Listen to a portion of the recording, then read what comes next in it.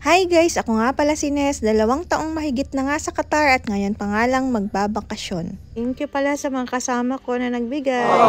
Inayos ko na nga yung bagahe ko at eto nga yung laman. Akala ko nga sakto na sa kilo pero nung dumating nga kami sa terminal sobra-sobra nga. Kaya naman nahirapan nga ako dyan. Buti na nga lang at nagawan nga namin ng paraan. At wala ngang naiwang gamit. Yung hand carry ko nga pumatak nga din ng 11 kg. Kaya naman yung mga uuwi nga dyan ikilo nyo nga muna bago kayo pumunta ng airport. Uy, pala kami, kasama namin si Louie. Kasabay ko na noon, kasabay ko na naman ngayon. Hindi talaga kayo magpaghihiwalay Oo, ikaw. Magkaiwalay na kami ng upuan, ipilit pa rin yung tumabi sa akin. Talaga naman.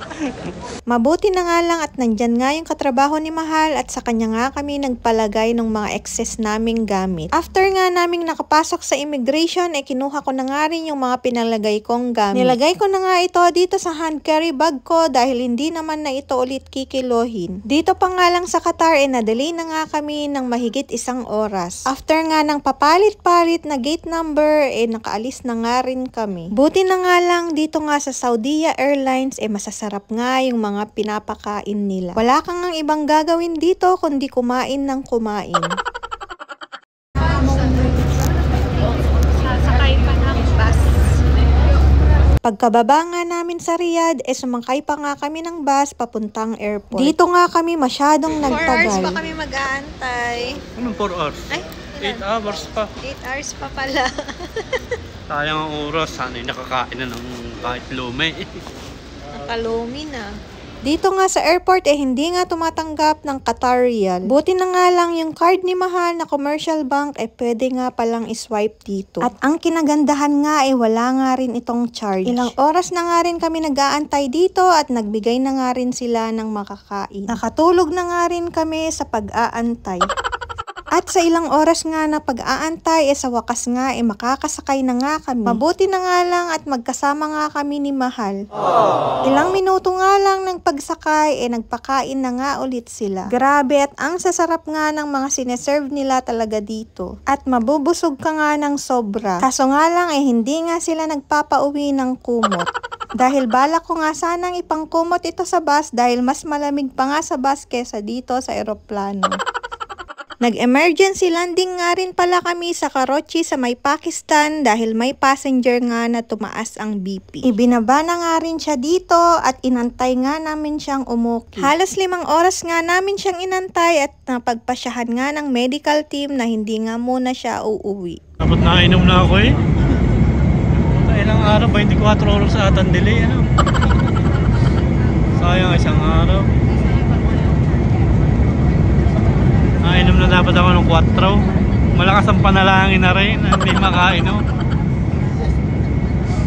Ay, makaupakan. I promise, mamahal. Ano? Hindi ka mag-iinom. Ay, si Mami, dumali naman ako. I promise mo na walang mag-iinom. Promise, hindi kita iiwan. Pero yung hindi mag-iinom, I promise mo na walang mag-iinom. Sa wakas nga nakarating na nga rin kami ng Pilipinas. January 8, 1 PM nga sana ang dating namin dito pero nga dumating kami ng January 9, 2 AM. Mahal. welcome home, Pilipini. Ang bilis nga lang namin sa immigration at papunta na nga rin kami sa mga bagahe namin. After nga namin nakuha, lumabas na nga rin kami para nga mag-book ng masasakyan. Mabuti na nga lang at meron na nga ditong mga nagbo-book at ang bilis rin namang dumating. Nag-commute nga lang kami dahil alam nyo naman at nagtitipid nga kami. Magkano yan, mahal? 35.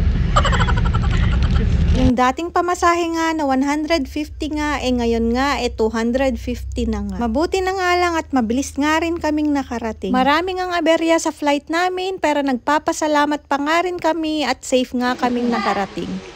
Ay, di kaya ako nga naghahanap nga ako ng internet. Kaya nga ako hanap. Ang inay nga alalang-alala nga sa amin at alam niya pala na uuwi kami. Sabi ko nga kay Dennis wag ngang ipaalam. Ayan nga ang nangyari at nag-alala tuloy siya. Ayan na nga at ibinabahagi na nga namin yung ipapamigay namin. Pasensya na pala sa mga mabibigyan dahil pa konti-konti nga lang ito at marami nga kayo. Ako nga pala si Nes, nakatira sa Qatar. Paalam!